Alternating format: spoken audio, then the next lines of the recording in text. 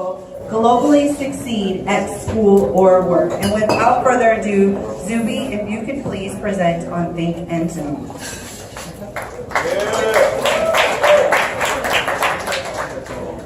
Thank you. Good afternoon. Think and Zoom. What is this all about? Well, before I get started, am I allowed to take this off? Great. Right. Let me tell you a little story. Many years ago, a young boy left his home country of Nigeria to come to America to fulfill his dream of becoming a medical doctor. So far, so good. He landed with $200 and quickly figured out he needed $200,000, right? The typical immigrant story. Well, what to do? He joined the military to help finance his education. All well and good. But unfortunately for him, barely 2 years into his careers, he became severely visually impaired. He became legally blind, and he had to lose both careers. Tough day, right? For anyone. So what to do next? Well, he chose engineering as an alternative.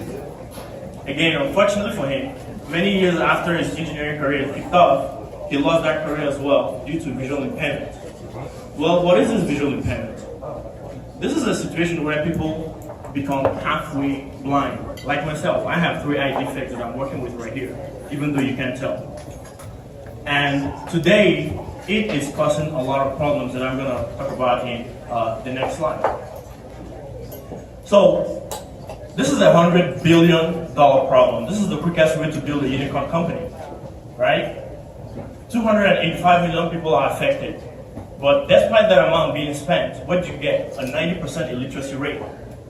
Well, let's bring it home to America. We spend $33 billion annually for 10 plus million people. And the number is increasing about 1 million per year due to the baby boomers. And what do you get from that? A 70% unemployment rate. Clearly, folks, something is wrong, right? Well, what is wrong? Why is this situation so terrible? The people making these solutions are not themselves visually impaired. They don't understand the problem very well. So they make solutions that are very expensive and solutions that are inconvenient to use. So your productivity is not that much enhanced. Next slide, please. So what's new? What can we bring to the table? How can we fix this solution? How can we fix this problem? Simple. Think and Zoom. We provide an ecosystem of solutions. We first start by an early detection method. If you can see what I'm doing, I'm going to show it to the judges here. I'm playing the game, no hands. My software is communicating with my brain, and it's literally lifting the bird out of a cage. We are going to use this innovative method to detect visual impairment, especially in children. Now, what's the point of detecting a problem if you can't do anything about it? When we detect it, we give them the world's first and the best way to see better by simply thinking. Think about it, right? You look, you think, and zoom to see better. All right? Next slide, please. Now, what are the numbers? In our first year, if we sell only 1 million units at $4,900, folks, $4.9 billion, again, the fastest way to become a unicorn. Currently, our cost of goods is going to be $2.5 billion, giving us roughly a 50% gross profit margin, but we are working very, very hard to increase that gross profit margin. And in terms of other aspects of our operating expenses, we have found a very innovative way to reduce cost. Our marketing, we actually make money. Have you ever heard of a company that makes money from marketing? 1 minute. We do. How do we do that? By providing motivational speeches to schools for the blind like Chris Cole, Perkins, and other blind organizations like National Federation of Blind and Foundation for the Fighting Blindness. We actually get paid to market our technology and our product. Next slide. So folks, this is Think and Zoom. We are ready to change the world. Please join us. We're here seeking a $500,000 seed funding for 10% of this stake. Thank you.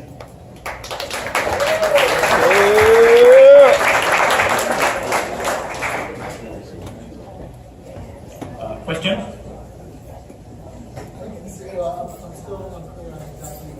Oh, sure. Well, this is time for... Well, I understand the problem. I have a family member with RP. Retinitis pigmentosa. A lot of people don't understand that, okay? Yeah, 2 family members with RP, so I understand. So you see that I'm not touching anything, right? Correct. So that's the detection. And so what the product, this has application just straight to consumer, or is this being going to schools, or has... Very good question. So this is our school, right?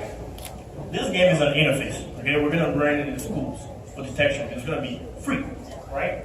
Now, when we detect, what's the point of detecting without getting a solution? We streamline your diagnosis. We leverage artificial intelligence and machine learning to connect you to the right level of eye care professional. Why is this important? The average person, like your relative, has probably bounced around 5 to 8 different professionals, and you know how much changing that costs, right? Okay. So when we get you to the right level of eye care professional, when they diagnose you, if they diagnose you with RP, the doctor is going to say, hey, here's think and zoom. Now you can see better. Very simple.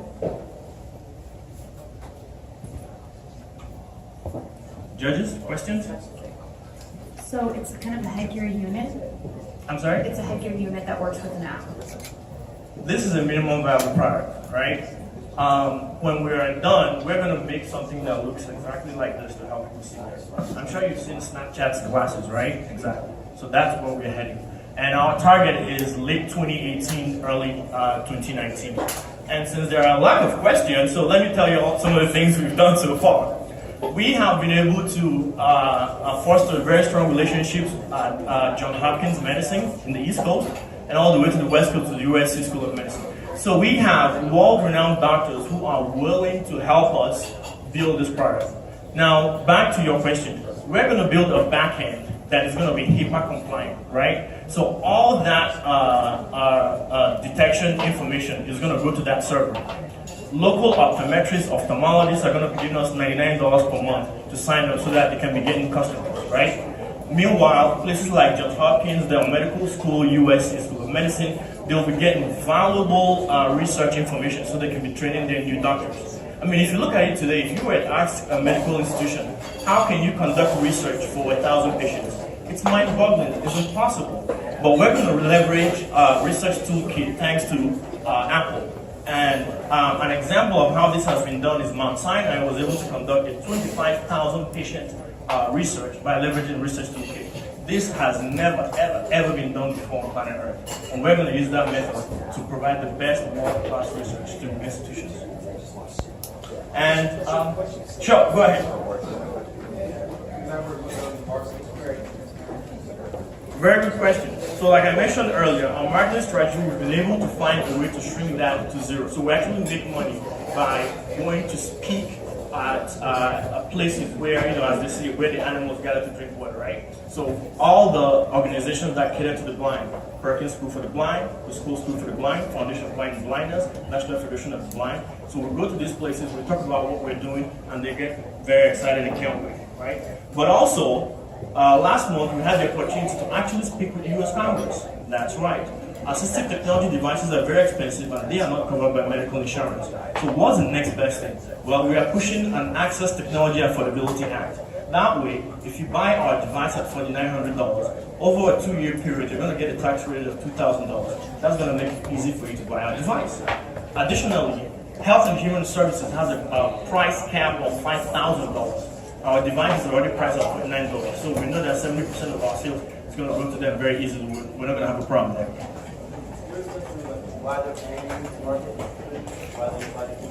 The story sells itself. I am that story. I am the individual overcoming his disabilities with creative abilities. It's a very motivational story. Everybody loves it. Hey! Sure.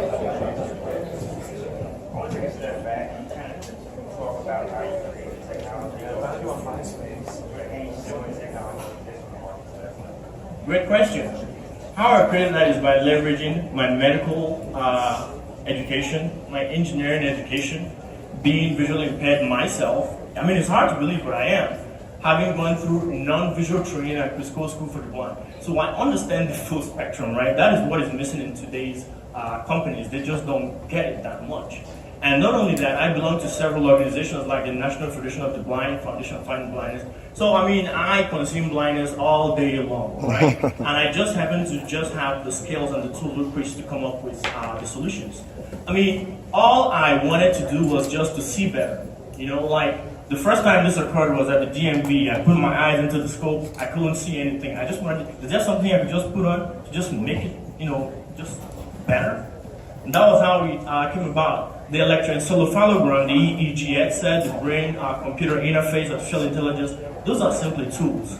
The first step is how do you make it better? How do you leverage universal design so that you can give something to people that they can consume and be productive? That's the first thing.